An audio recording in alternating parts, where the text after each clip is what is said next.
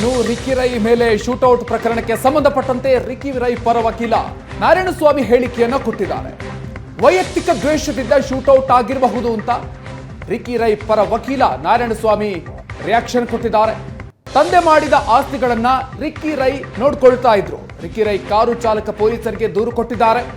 ಕೆಲವರ ಮೇಲೆ ಅನುಮಾನ ಅಂತ ದೂರನ್ನ ಕೊಟ್ಟಿದ್ದಾರೆ. ರಿಕ್ಕಿ ರೈಗೆ ಗುಂಡು ತಗಲಿದ ಬಳಿಕ ಡ್ರೈವರ್ ಕರೆ ಮಾಡಿ ಹೇಳಿದ್ರು ಅಂತ ನಾರಾಯಣಸ್ವಾಮಿ ಮಾಹಿತಿಯನ್ನು ನೀಡಿದ್ದಾರೆ.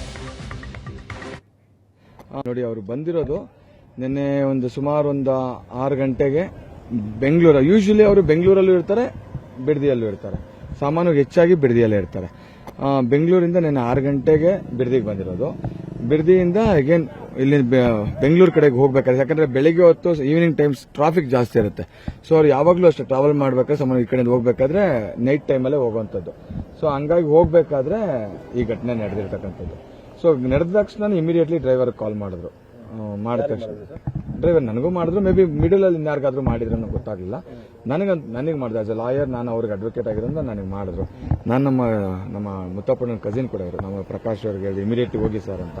ಪಾಪ ಇವ್ರು ಮಲಗಿದ್ದವ್ರು ಇಮಿಡಿಯೇಟ್ ಆಗಿ ಅವರು ಹೋದ್ರು ಸ್ಥಳಕ್ಕೆ. ಅಷ್ಟೊತ್ತಿಗೆ ನಾವು ಅವ್ರಿಗೆ ಡ್ರೈವರು ಮತ್ತೆ ಇನ್ನೊಬ್ರು ಸೆಕ್ಯೂರಿಟಿ ಅವ್ರನ್ನ ಕರ್ಕೊಂಡು ಹಾಸ್ಪಿಟಲ್ಗೆ ಹೋಗಿದ್ರು. ಅವ್ರ ಮೂಗು ಇಷ್ಟು. ಆಮೇಲೆ ಅಲ್ಲಿ ಗಾಡಿ ಇತ್ತು. ಗಾಡಿ ನೋಡಿದ್ರೆ ಡ್ರೈವರ್ ಕೂತಿರೋ ಡೋರದ್ದು ಎಜ್ಜಲ್ಲಿ ನುಗ್ಗಿರೋ ಬುಲೆಟ್, ಡ್ರೈವರ್ ಸೀಟಿನ ಸೀಲಿ ಹಿಂದ್ಗಡೆ ರಿಕ್ಕಿ ಅವರು ಕೂತಿದ್ರು. ಅವ್ರೇನೋ ಬಗ್ಗಿ ಬ್ಯಾಗಿಂದ ತಗೊಂತ ಇದ್ರಂತೆ, ಅದಕ್ಕೆ ಮೂಗಿಗೆ ತಾಗಿದೆ. ಏನೋ ಅಕಸ್ಮಾತ್ ಅವರು ಒಂದು ಸ್ವಲ್ಪ ಜಾಸ್ತಿ ಬಗ್ಗಿದ್ರು ಬಹುಶಃ ಜೀವಕ್ಕೆ ಅಪಾಯ ಬಂದಿರೋದು. ಬಹುಶಃ ಅದೃಷ್ಟ ಚೆನ್ನಾಗಿತ್ತು, ಅದರಿಂದ ಏನು ತೊಂದರೆ ಆಗಿಲ್ಲ ದೇವ್ರ ದಯೆಯಿಂದ. ಆಮೇಲೆ ಸ್ವಲ್ಪ ಇದು ಮುಂದೆ ಆಗಿದ್ರು ಡ್ರೈವರು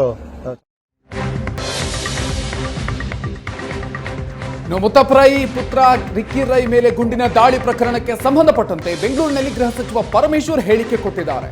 ರಾತ್ರಿ 1 ಗಂಟೆಗೆ ರಿಕ್ಕಿ ರೈ ಮೇಲೆ ಫೈರಿಂಗ್ ಆಗಿದೆ. ಘಟನೆ ಬಗ್ಗೆ ವಿಷಯ ಗೊತ್ತಾಗಿದೆ, ಮಾಹಿತಿಯನ್ನ ಕೇಳಿದ್ದೀನಿ. ಪೊಲೀಸರ ಬಳಿ ಘಟನೆಯ ಬಗ್ಗೆ ಹೆಚ್ಚಿನ ಮಾಹಿತಿಯನ್ನ ಕೇಳಿದ್ದೀನಿ ಅಂತ ಹೇಳಿದ್ದಾರೆ. ಪೊಲೀಸರು ಔಟ್ ಆಫ್ ಡೇಂಜರ್ ಅಂತ ಮಾಹಿತಿಯನ್ನ ಕೊಟ್ಟಿದ್ದಾರೆ ಅಂತ ಗೃಹ ಸಚಿವರು ರಿಯಾಕ್ಷನ್ ಕೊಟ್ಟಿದ್ದಾರೆ. ಇಲ್ಲ, ನನಗೆ ಗೊತ್ತಾಗಿದೆ, ವಿಷಯ ಗೊತ್ತಾಗಿದೆ, ಡೀಟೇಲ್ಸ್ ಕೇಳಿದ್ದೇನೆ. ರಾತ್ರಿ ಸುಮಾರು 1:30-2 ಗಂಟೆ ಸಮಯದಲ್ಲಿ ಆಗಿದೆ ಅಂತ ಹೇಳಿದ್ರು. ಅದರದ್ದು ಡೀಟೇಲ್ಸ್ ಕೇಳಿದ್ದೇನೆ. ಬಂದ ಮೇಲೆ ನಾನು ಶೇರ್ ಮಾಡ್ತೀನಿ. ಯಾರು ಏನು ಅಂತ ಪ್ರಾಥಮಿಕವಾಗಿ ಏನು ಗೊತ್ತಿಲ್ಲ. ಫೈರ್ ಆಗಿರೋದು ಗೊತ್ತು, ಇಂಥವ್ರ ಮೇಲೆ ಫೈರ್ ಆಗಿದೆ, ಅವ್ರನ್ನ ಮಣಿಪಾಲ್ ಆಸ್ಪತ್ರೆಯಲ್ಲಿ ಅಡ್ಮಿಟ್ ಮಾಡಿದ್ದಾರೆ ಅಂತ ಹೇಳಿದ್ರು. ಔಟ್ ಆಫ್ ಡೇಂಜರ್ ಅಂತ ಹೇಳಿದ್ದಾರೆ. ಸೊ ಫರ್ದರ್ ಡೀಟೇಲ್ಸ್ ಅನ್ನ ಕೇಳಿದ್ದೇನೆ. ಅವರು ಈಗಾಗಲೇ ಅಲ್ಲಿ ಪೊಲೀಸ್ನವರು ಅಲ್ಲಿ ಎಲ್ಲ ಎಕ್ಸ್ಟ್ರಾ ಫೋರ್ಸ್ ಎಲ್ಲ ಹಾಕೊಂಡು ಅಲ್ಲಿ ತನಿಖೆ ಮಾಡೋದಕ್ಕೆ ಎಲ್ಲ ಪ್ರಾರಂಭ ಮಾಡ್ತಾ ಇದ್ದಾರೆ. ಅದು ಬಂದ ಮೇಲೆ ವಿಚಾರ ಬಂದ ಮೇಲೆ